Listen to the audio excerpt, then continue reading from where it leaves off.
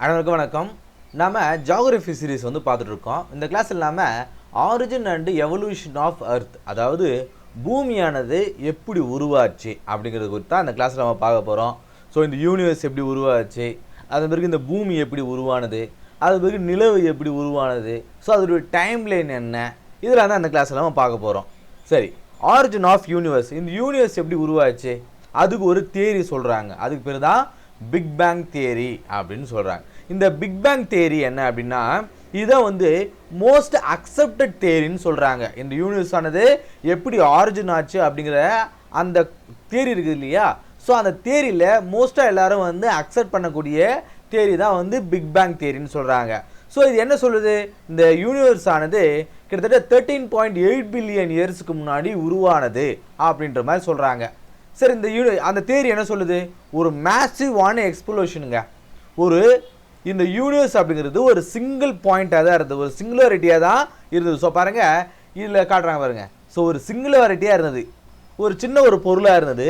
அது என்ன பண்ணுது, எக்ஸ்ப்ளோட் ஆகுது, வெடிப்பு, அண்ட வெடிப்பு கொள்கைன்னு சொல்லுவாங்க. அதுதான் பிக் பேங் தியரி.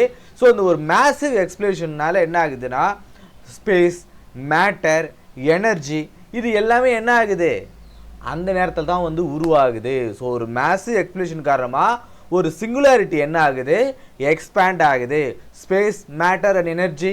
ஸோ இப்படி உருவாகுது. இந்த மேட்டரும் எனர்ஜியும் சேர்ந்து ஆட்டம் உருவாகுது. இந்த ஆட்டம் மாலிகுல்ஸாக உருவாகுது.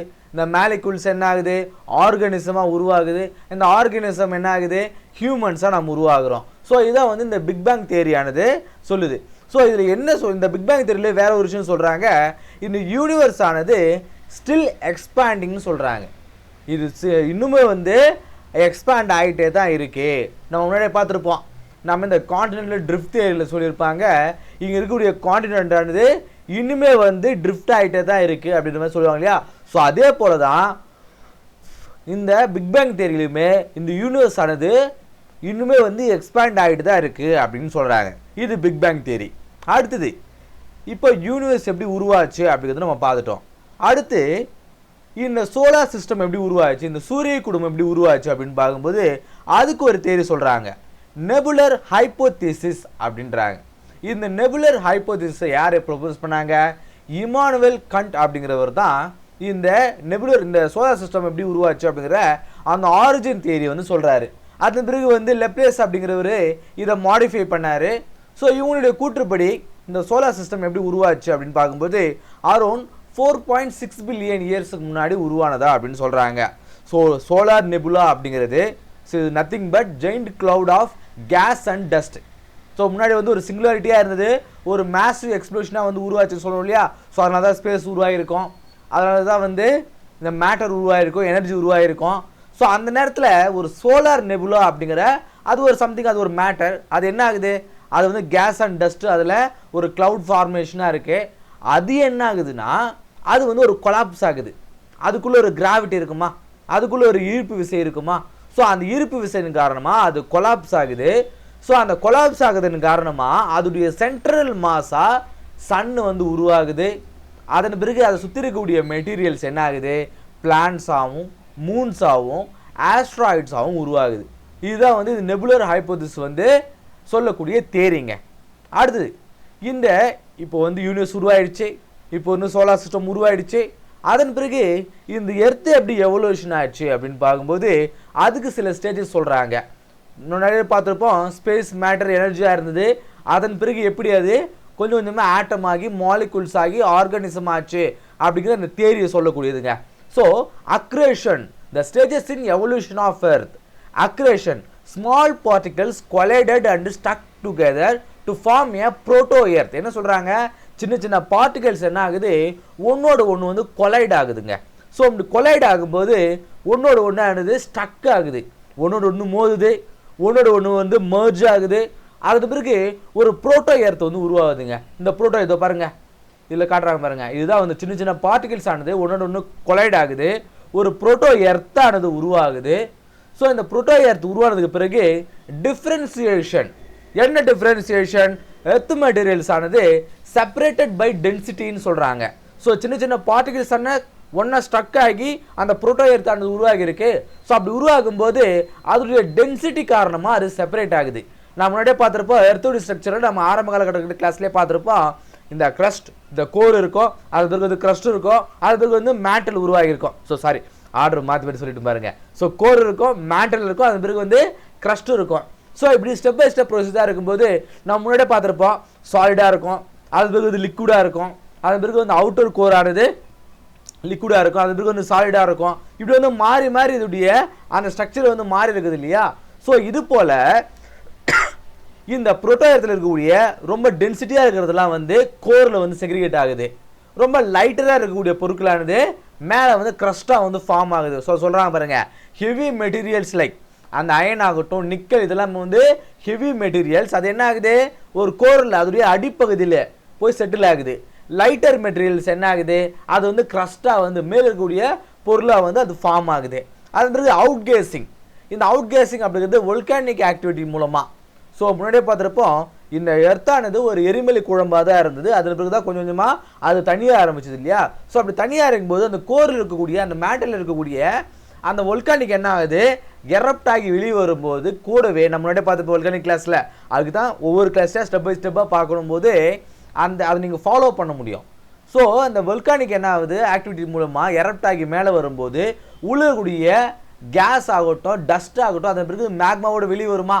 ஸோ இப்படி வெளியேறக்கூடிய அந்த கேஸஸ் ஆனது ஒரு அட்மாஸ்பியரை ஃபார்ம் பண்ணுதுங்க. ஸோ பாருங்கள், volcanic activity releases gas lead to formation of early atmosphere.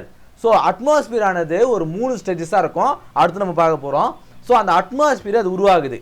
அதன் பிறகு கண்டென்சேஷன் ஆஃப் வாட்டர் வேப்பர். நாம் இந்த நம்மளோட ஜியாகிரபி கிளாஸில் இன்னும் அதை பார்க்கல. So condensation of water vapour. So அந்த வாட்டர் வேப்பர் என்ன ஆகுது, ஒரு குறிப்பிட்ட லெவலை தாண்டும் பொழுது அங்கே கண்டென்சேஷன் ஏற்பட்டு மேகங்களாக உருவாகும். மேகங்கள் என்ன ஆகும், ரெயின் வந்து உருவாக்கும். ஸோ ஃபார்மேஷன் ஆஃப் ஓஷன்ஸ், மழை பெய்யும் பொழுது ஓஷன்ஸ் உருவாகுது. Origin of life, simple life formed in oceans. ஓஷனில் தான் சின்ன சின்ன லைஃப் ஃபார்ம்ஸ் உருவாகுது. இது எப்போ உருவாகுது, 3.5 பில்லியன் இயர்ஸ் அகோ இந்த லைஃப் ஃபார்ம்ஸ் ஆனது உருவாகுது. நம்ம முன்னாடியே பார்த்தோம் இல்லையா, இந்த ஏர்லி அட்மாஸ்பியர் இந்த வோல்கானிக் வந்து எரப்ட் ஆகிறதுனால அட்மாஸ்பியர் உருவாகுது. அந்த ரிலீசிங் ஆஃப் கேஸஸின் காரணமாக it leads to formation of early அட்மாஸ்பியர்னு சொல்லியிருப்போம் இல்லையா. ஸோ அதுதான் வந்து சொல்கிறாங்க. ஸோ 3 விதமான அட்மாஸ்பியர் வந்து அதோடைய ஸ்டேஜஸ் ஆஃப் எர்த்தில் வந்து உருவாகியிருக்கும். ஸோ பாருங்கள், evolution of earth atmosphere. So first அட்மாஸ்பியரில் composed mainly of hydrogen and helium. So முதல்ல அந்த வோல்கானிக் எரப்ஷன்னால முதல்ல என்ன ஆகுது, ஸோ அதுக்கு முன்னாடியே அந்த அந்த அந்த புரோட்டோ எர்த்தை சுற்றி இந்த ஹைட்ரஜனும் ஹீலியம் தான் வந்து மெயின் அட்மாஸ்பியராக உருவாகிருக்கும். அதன் பிறகு அது என்ன இருக்கும், லாஸ்ட் டு ஸ்பேஸ். அதன் பிறகு அது விண்வெளியில் காணாமல் போயிருக்கும். ஸோ அந்த அட்மாஸ்பியர் போயிருக்கும். அது பிறகு செகண்ட் ஃபார்மேஷன் ஆஃப் அட்மாஸ்பியர். இதுதான் வந்து வோல்கானிக் அவுட் கேஸிங்னால உருவாகிருக்கும். ஸோ இதில் rich in carbon dioxide இருக்கும், நைட்ரஜன் இருக்கும், வாட்டர் வேப்பர் இருக்கும். இந்த வாட்டர் வேப்பரின் காரணமாக தான் ஓஷன்ஸ் ஆனது உருவாயிருக்கும், condensation of water vapour. So இது செகண்ட் லெவல் ஆஃப் அட்மாஸ்பியருங்க. தேர்ட் ஸ்டேஜ் ஆஃப் அட்மாஸ்பியரில் ஆக்சிஜன் உருவாயிருக்கும். எதனால், ஃபோட்டோசிந்தசிஸ்னால, ஒளிச்சேர்க்கையின் காரணமாக ஆக்சிஜன் ஆனது உருவாயிருக்கும். It leads to formation of ozone layer. So பாருங்கள், ஓசோன் லேயர் உருவாயிருக்கும். ஸோ இந்த 3 ஸ்டேஜஸ் ஆஃப் அட்மாஸ்பியர் அப்படிங்கிறது ரொம்ப முக்கியமானது. ஸோ என்னென்ன ஸ்டேஜஸில் என்னென்ன கேஸஸும் காரணமாக அட்மாஸ்பியர் ஆனது உருவாகியிருக்கு. ஸோ இப்போது யூனிவர்ஸை பார்த்துட்டோம், சோலார் சிஸ்டம் எப்படி உருவாச்சுன்னு பார்த்தோம், அர்த்தை பார்த்தோம், எர்த்தை சுற்றி இருக்க அந்த அட்மாஸ்பியர் எப்படி உருவாச்சு அப்படிங்கிறத பார்த்தோம். இப்போது ஃபார்மேஷன் ஆஃப் மூனுங்க, நிலவு எப்படி உருவாச்சு அப்படின்னு பார்க்கும்போது கெயின்ட் இம்பேக்ட், த ஜெயின்ட் இம்பேக்ட் ஹைப்போதிசிஸ். ஸோ ஒரு மார்ஸ் சைஸ்டு ஒரு செவ்வாய் கிரகம் இருக்கு இல்லையா, ஒரு செவ்வாய் கிரக வளர இருக்கக்கூடிய ஒரு பாடி தியா அப்படின்னு சொல்கிறாங்க. It collided with early earth, முன்னாடி இருக்கக்கூடிய அர்த்தோட இந்த தியா அப்படிங்கிற ஒரு மார்ஸ் சைஸ்டு பாடியானது கொலைட் ஆகுது, மோதுது.